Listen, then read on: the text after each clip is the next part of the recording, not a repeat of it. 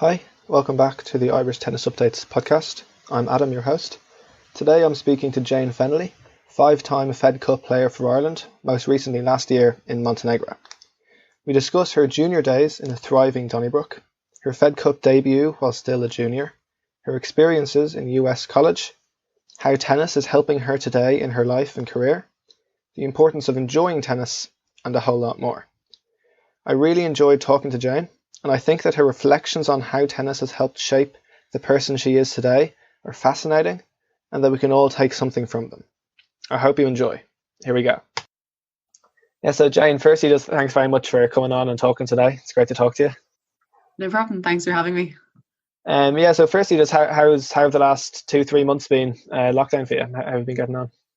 Sure. So I think probably similar to all people, the initial few weeks were kind of rough enough. I guess the kind of uncertainty, the lack of being able to be close to family and such. But I think overall, I've actually kind of enjoyed it. The slower pace of life has been really nice. I think I needed to relax a little bit.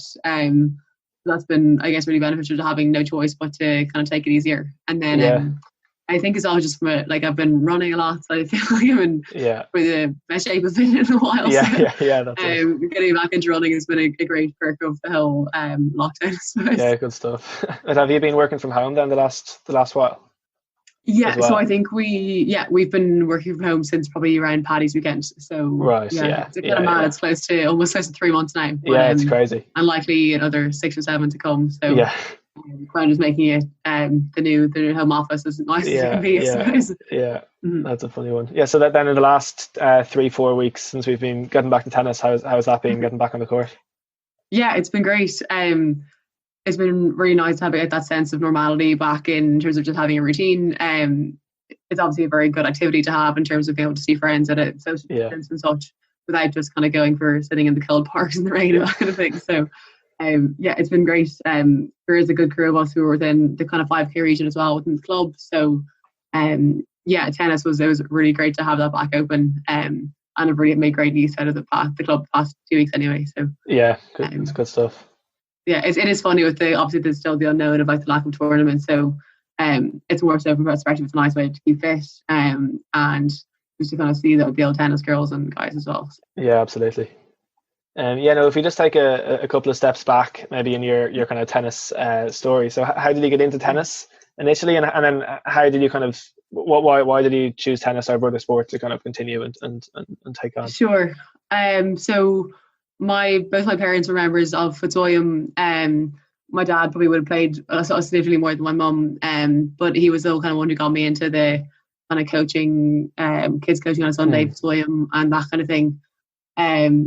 I did play other sports though the whole way through school. I played hockey right up until I left for college.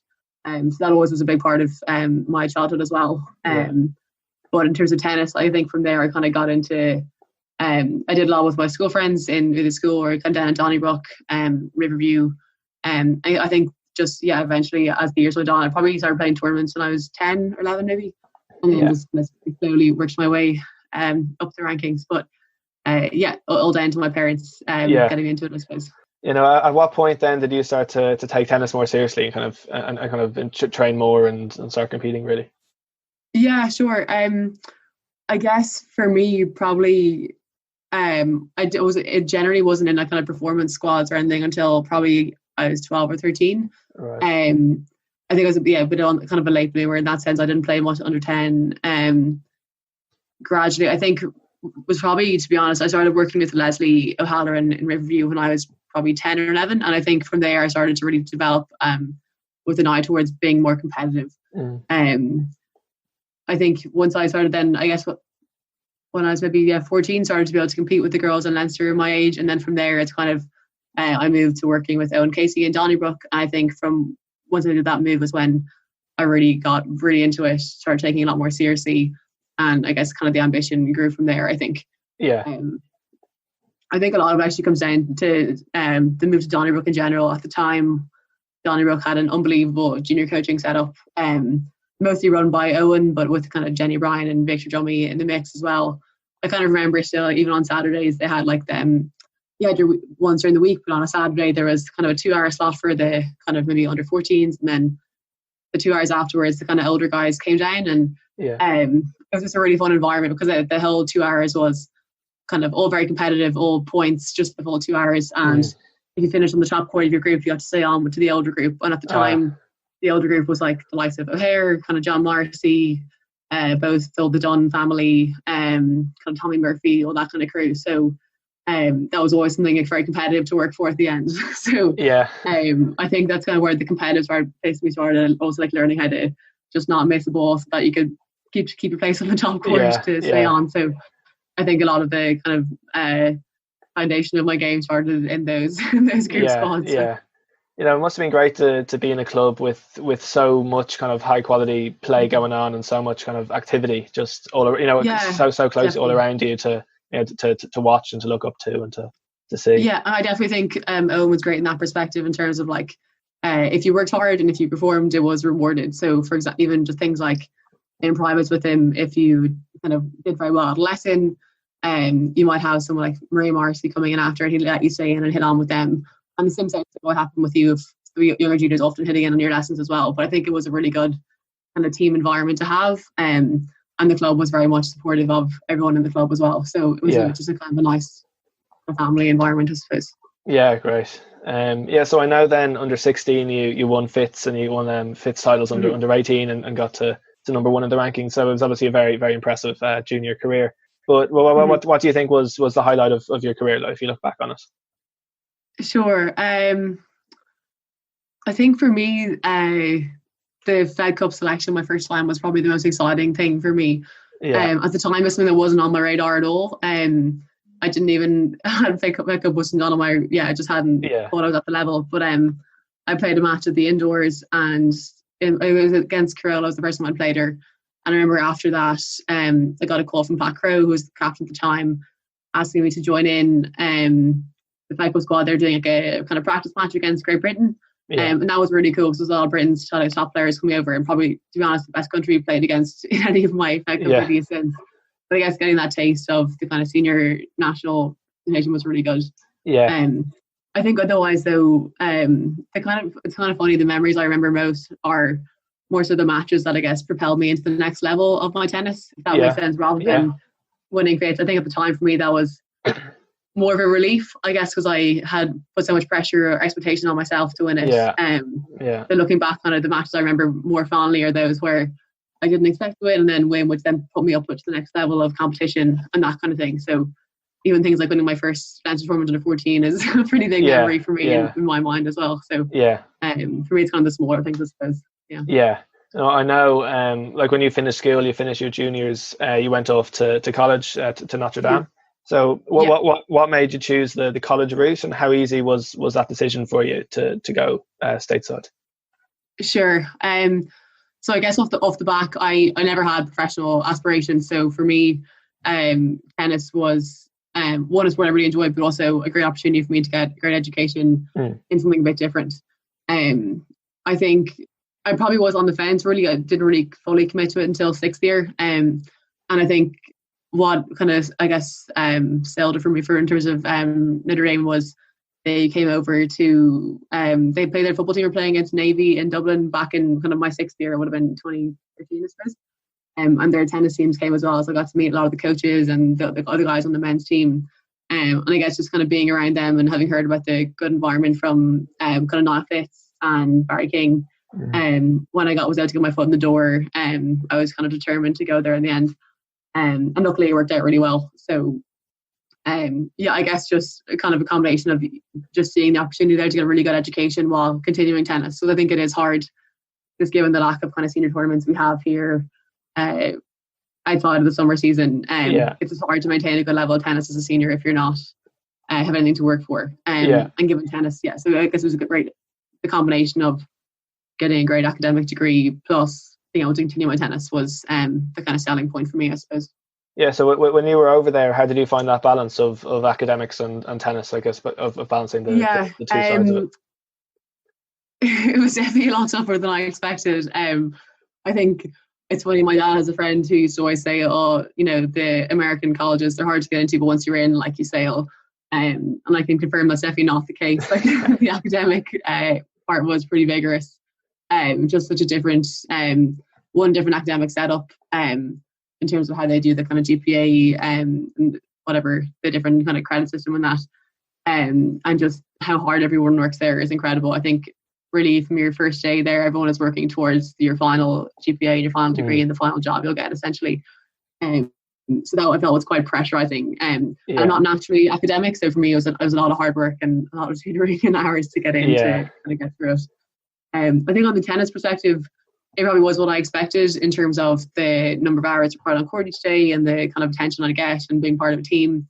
But I did find that for us, we were in the ACC, so we're based in Chicago, near Chicago, but would have had to fly a lot to the likes of Miami, North Carolina, all the kind of East Coast schools, which was great to get a bit of heat during our kind of very cold winters. But it did take its toll when you're, every Thursday you're driving to 2 hours to Chicago to the airport, landing at late that night, playing the next day on Friday, and then Saturday morning flying to your next match in Boston or wherever else it might be. So I think the travel part was pretty demanding, and from that perspective, balancing workload around that was tough. But you are set up, to be fair, with very good resources in terms of like tutors and staff as well. So got through it in the end. Okay.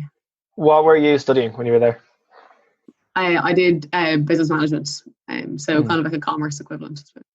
So how do you look back on those 4 years overall, if you look back on? I mean, I've great memories from Notre Dame. I would love to go back and do it all again. I think from like an academic and social perspective, I did make the most of it. I think for me, I did experience a bit of burnout in terms of tennis my junior and senior year.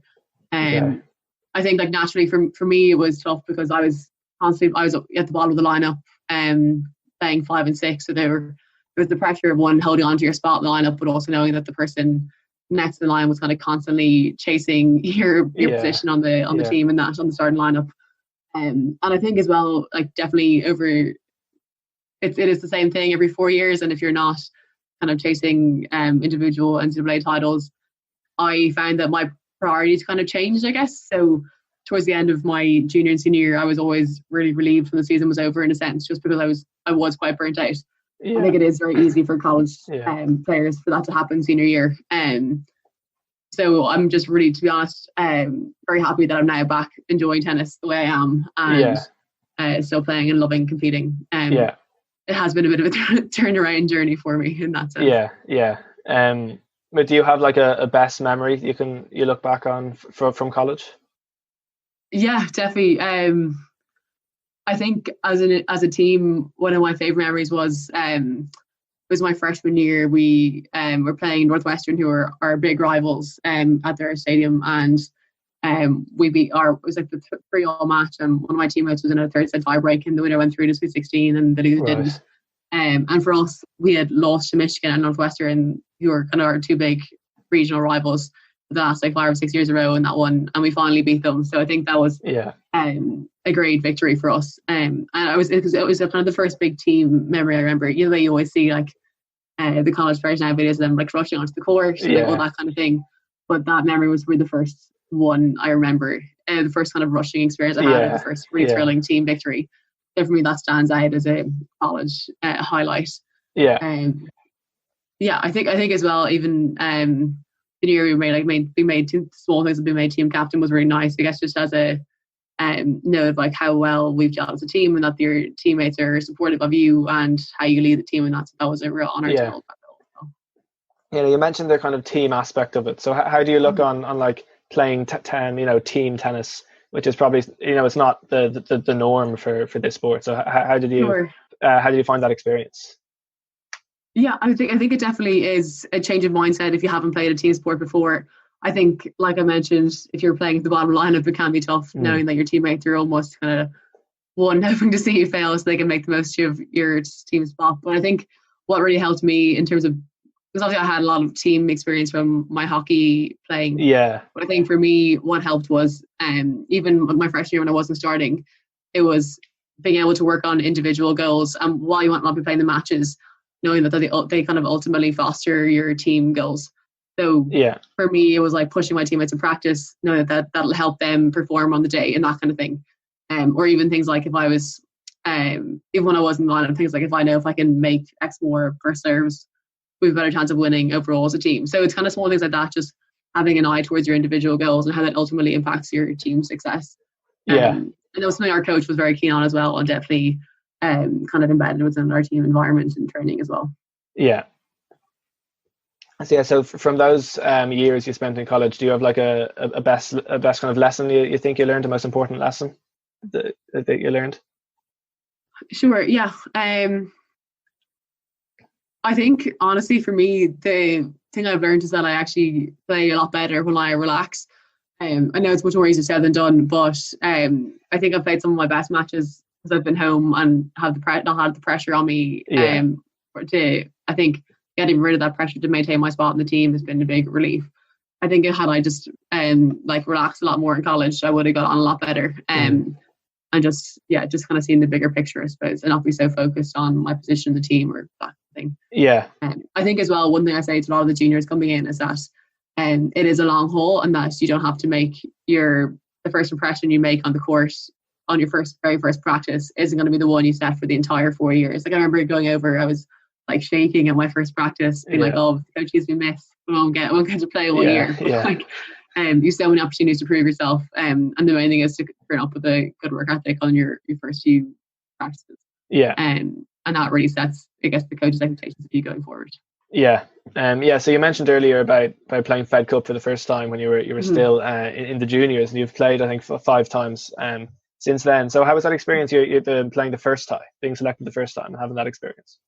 Yeah, that was a really fun experience. I remember it really well. I was in Montenegro, and it was like myself, Sinead Lowen, Jenny Coffey, and Rachel Dillon. So they're a really nice group. And Yvonne was our coach as well. And it was kind of funny because Yvonne had coached me in like a group setting back in Riverview when I was probably 12 or 13. Okay. And we were very much not a performance group. So it was kind of cool to do a full circle of me having then, I guess, made it on the performance end. And I remember, it was a really good experience. We went out, Sinead had a few really good matches. And for me, to be honest, I was just really excited to be there. Like there's kind of I still have all the pictures from it, videos of us kind of cheering sideline for our team and singing the anthem together. Yeah. And then I did get to play in my first match there, and I remember it was on clay, which I absolutely love. On a really hot day against equally kind of a clay court player, which suits me. Getting my first win on that trip as well was really special. I kind of remember Anna Connor was there as well. Who was a big supporter of all of us. Anna had kind of come up, has been involved in the Leinster junior tennis for as long as I can remember. So it was almost like having a member of family there as well, and cheering us on courtside. That was a really fun experience, and it was kind of 2 weeks before my leaving cert as well. So I remember when I was going, just being like, "Oh, whatever happens, happens." At that point, I knew I was going to college, but I guess it's slightly atypical prep. Yeah, definitely. So how then in the times you've played since then, how has the experience changed? I guess from being one of the junior members to a more senior member in recent years. So how has that changed for you? Yeah, definitely. So I guess with every team has been very different that I've been on. Just depending on who's been on the team, who's not. Definitely in the last kind of 2 years, I suppose. It's been funny being considered one of the elder girls and not one of the juniors. And there has been kind of I think maybe 2 years ago, there was, I guess, an occasion where I kind of had to step up and say, guys, this is a team sport, where we say we weren't happy with the attitude on court and that kind of thing. So having that role has been, I guess, it's funny to look back on where I was my first year versus now. Yeah. In terms of what we did get promotion my second year playing, which was really fun. Nice. And a very exciting time for us. But overall, to be honest, it is the kind of same routine most years. But each team dynamic, I suppose, and each team chemistry has been quite different. Yeah, definitely. Yeah. And do any memories stand out from your time playing Fed Cup? Yeah, definitely. I think for me, the Fed Cup I remember most was probably 2017. So I just graduated from Notre Dame, and I remember it's kind of embarrassing to say, but I really didn't want to play. I wasn't in the mood at all. I was fed up with tennis and I kind of wanted a break. But I think Julie Byrne dropped out, and Georgia and a couple others, and eventually Owen was like, "Jane, you need to play. You'll regret not playing. Kind of get a grip and go out." So I remember when I was traveling at the time after my graduation, and then I came home and put in a few good weeks of training, and it actually was the best thing ever for me. Because I went out and I ended up playing second singles on that team, and just loved being back on court and being back on court with Yvonne and back up on clay. I think Yvonne was really good as well at getting me, I guess. I really liked being on court with her. She's very calm. She's very much, I think we have a similar attitude in terms of like, you just control what you can control, focus on the next point, and kind of hang in there and be ready to run if needs be. And I remember we played Cyprus, and I think I was on court for about 4 hours on the clay in the heat. And it was just so nice to be back, really enjoying matches again. I think had I not gone on that Fed Cup trip and got back into it, I probably wouldn't be still enjoying tennis as I am kind of 3 years out of college now. So I think that Fed Cup was just really significant for me in terms of, I guess, it's to teach me how to enjoy tennis again. Really enjoying being part of the Irish setup and that kind of thing. That's great. Yeah. I was just going to come on to more the present day. So what's kind of your relationship with tennis now? And you don't play in kind of a pro capacity, but you're working and you kind of play more recreationally. Yeah. So how's that relationship with you and with for tennis at the moment? Sure. So I think for me, obviously I don't have I definitely play all the domestic tournaments. I'm playing maybe 3 or 4 times a week for an hour max.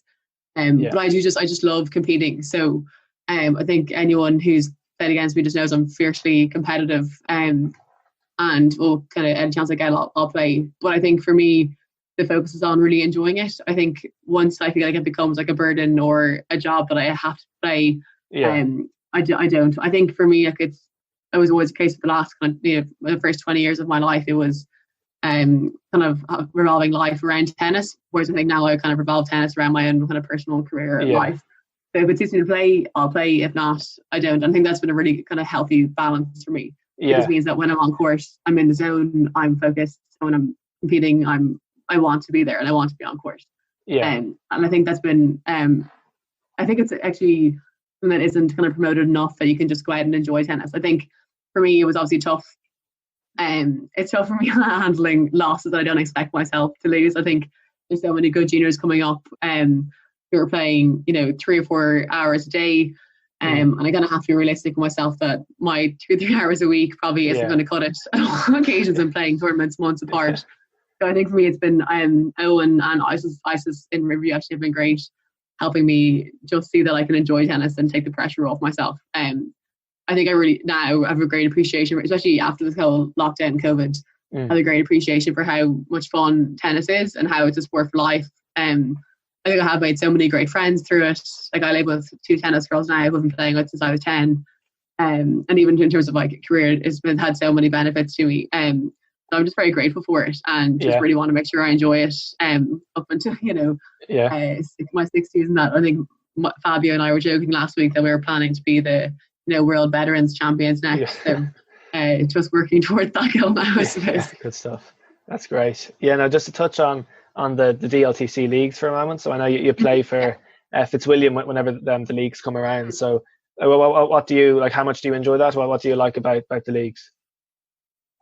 Yeah, I'll be honest, I'm not a big Winter League fan just because I'm not a doubles player. And I like my Sunday afternoons. I much prefer Summer League because it has like the kind of singles element to it.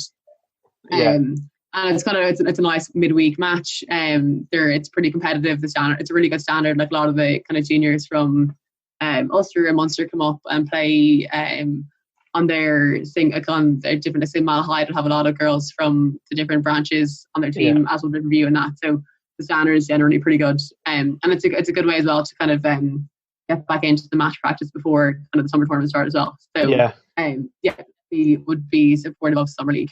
Yeah, absolutely. So you mentioned earlier that it's very much more about basing your tennis around your life and that being more the priority. So just to touch on how do you think tennis has helped in your life and in your career? What influence do you think that has on even today? Yeah, definitely. I think there's so countless ways that tennis has kind of benefited me as kind of an individual, and then have helped me then in my career as well. Yeah. I think like any sport, you pick up the basics like time management, discipline, hard work, working under pressure, kind of like persevering in spite of failure and losses and all that kind of dealing with loss is a big thing as well. But I think being able to leverage those in your career is something as well that I found really beneficial. I think for me, starting off, just having kind of, you know, a US degree and tennis on my CV was really helpful in terms of getting my foot in the door with different companies when I was applying for jobs. So obviously there isn't that much variety of kind of courses within Ireland, especially when you're kind of applying for me, I wanted to go into kind of accounting consulting, so with the kind of Big Four focus. And they get a lot of applicants from the same degrees, the same school. So having something different will set yourself apart, I guess, at the initial get-go. I think as well, then once you get to the interview stage, you have a lot more to talk about. Sort of a broader experience, which is something that they won't have many people coming in with. So I was lucky that I found myself with a couple of different graduate options and offers, and happily have landed in a place that fits really well for me. I think in terms of how it's helped me today, presently, I guess I played Fed Cup first 2 years that I was in. So I'm working in Ernst & Young and consulting there. And I think the first 2 years I played Fed Cup in those years. And obviously I had to take time off for that. So all my colleagues got wind of it and they were incredibly supportive and excited for me to be going off playing for Ireland, playing sport for the country. And also things like a lot of like emails went around or kind of different LinkedIn posts. And I think that helped me in terms of giving me a higher profile than maybe other graduates. I guess as you're joining with a group of like 50 or 60 people, so having something that gives you a higher profile, I think often will give you more opportunity. So just like small things, probably things people don't even notice, but if they need like a kind of a graduate help with something, when they send any of them, it can just be handy to have something to your name that identifies you as, or makes you come to mind a bit quicker. So I think I've been given a lot of opportunities from having my name out there and kind of around different emails and that kind of thing. And I think that once I had those opportunities, I was able then to demonstrate then like the skills I picked up in tennis, which is kind of hard work, attention to detail, discipline, all that kind of skills I picked up through tennis itself, and just through kind of balancing tennis and hockey and whatever, college the whole way through. So I think it's I guess it kind of overall helps you kind of build a good personal brand, I suppose. Absolutely. And I think definitely worth knowing how to leverage those skills as well has been, which I think they definitely teach you in the US system has been a big benefit to me. You know, I just have a few more questions for you, Jane. Really appreciate your time talking today. What do you think is the best place you've ever been for tennis, to play or to watch or whatever? I think to play, I went to Europeans under 18 in Cloisters in Switzerland, and it was unbelievable, just so pretty. So I think it was like myself and Sinead Lowen went over, and we had a few days off at the end where we might have finished up a bit early and kind of went like hiking through the kind of ski mountains. It was the summertime, but we went hiking the ski town. It was just really cool, really, really pretty village and that kind of thing. But I think in terms of, I also then last year went to, as part of the Fitzwilliam fixture, went to Wimbledon. They did like, it was their 150 years of Wimbledon celebration. They kind of did maybe over 65s, over 45s and under 35s categories. So about 8 of us went over as part of that trip, and it was the best trip I've ever been on. Like, just looked after. The hospitality was incredible from start to finish, and obviously being able to play on the kind of the courts and like the most high profile club in the world. During the Wimbledon, just after the Wimbledon season as well, was incredible. That's a trip I'll remember, I think, forever. If you could change one thing in tennis, what do you think you'd change? Do you have like a rule or something that you'd like to see a bit different? Sure. For me, I used to get a lot of time violations in college, so I think getting rid of that one would have been a big perk. Especially after long points. I need my time off. And I like to. I never use the same ball twice. So for me, running to get the ball probably stop the time delay there. Just takes up quick or it passes quickly. So I think that's time violations. My one to get rid of. How much tennis do you watch? How much do you follow tennis? Obviously there's none at the moment, but usually. To be honest, at the moment I kind of follow the NCAA tennis more than the pro circuit. I think just because the players are familiar and I'm still very invested in the girl I knew who was playing I'd follow that quite closely. I'd also follow kind of girls I knew in college who were playing on the pro circuit now. I'd probably follow their progress, whether that's Sinead or my own teammates. But I'd probably otherwise only really watched I'd watch Wimbledon, a few highlights of the others. But yeah, I kind of stick to the more for whatever reason the worlds I know are more the worlds I'm interested in, I guess. That's interesting. Yeah, you like to follow the people you'd know a bit. So are there any kind of performers in particular that are kind of doing really doing really well at the moment that you would have played with? Yeah, sure. So there's one of my teammates, Quinn Gleason. She's the American girl. She actually played Georgia here in the Irish Open. I think it would have been 2 years ago. Okay. She's doing really well. She's up at kind of 138 in the rankings now. Other than that, though, there's other kind of girls from college like Francesca Di Lorenzo, who's again kind of top 200. And yeah, I think it's also find it pretty interesting following their British girls, just because I would have grown up playing against them, I suppose. And I guess seeing how they're obviously doing the likes of kind of Harriet Irish are all doing really well now. So kind of interesting just following their progress as girls you kind of would have been at similar level to in juniors, kind of comparing the difference now was interesting. If you were to give a piece of advice to junior players, what do you think you'd say to them? I just think the biggest thing is just to enjoy tennis. I just think like looking back on my junior career, I just put myself under so much pressure. Even things like, say, 2 weeks before fits, like not seeing any friends, being home before 5 o'clock, just resting. I just think life's too short. And I think again, like I lost the final of fits and I was absolutely devastated. But it's something I look back on now and think, why did I care so much? And I think there's so many more benefits to tennis in terms of like just you get great friends. It's a sport you can play for the rest of your life, and I just think you shouldn't let one match or 2 matches or 2 results kind of define your whole relationship. Just before we finish up, do you have a funny story you could share? Maybe do you have something to mind? I think one thing that we often look back and reflect on is one trip we had to Montenegro. It was a Fed Cup trip with it was Amy Patel, Ruth Copas and Lauren Deegan, and then Yvonne was still the coach. So we arrived over in Montenegro, kind of happy out. It was a pretty smooth trip, but none of our bags arrived. At the start, this was hilarious to us. We were like, what are we going to do? Whatever. That was fine. So we got to the hotel and then we were trying to sort out where our bags were. So we agreed that Yvonne would go back the next day at the airport. They'd be on the next flight out. So that was fine. The next morning, we had 3 or 4 days before play started. So we had a couple of days at the back to get there. So on day one, we just said we'd go down to the club, which I think it's kind of like a porta cabin in the middle of a few courts. So it's very low level club, I suppose. And so we said we just try to get on the courts, borrow some rackets and try to hit about. At the time, I was the only one who had tennis shoes. So I think Amy, Lauren and Ruth were kind of sliding around clay in their Converse. Ruth's contacts were in her suitcase, so she's half blind, like couldn't see the ball.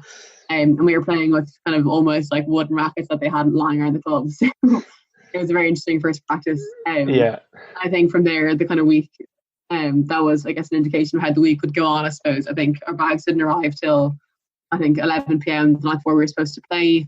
So we were off to a pretty rocky start from there. And then the hotel with the hot water, even water itself was often not working. So access to showers and like basic hygiene was tough going.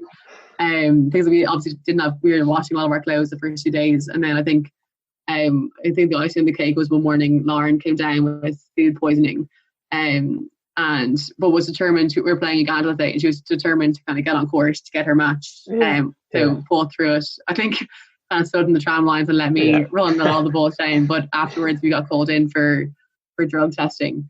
And it's a urine test, so obviously not ideal if you're really dehydrated and just off court in really hot circumstances. So Lauren then, instead of being able to go home to bed, was stuck in the club for 4 or 5 hours after trying to complete her drug test. So and then I think at the end they ended up finishing 2 days early.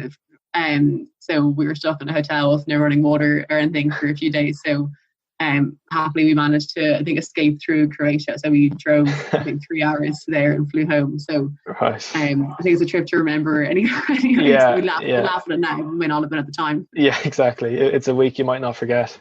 Yeah, definitely. Yeah.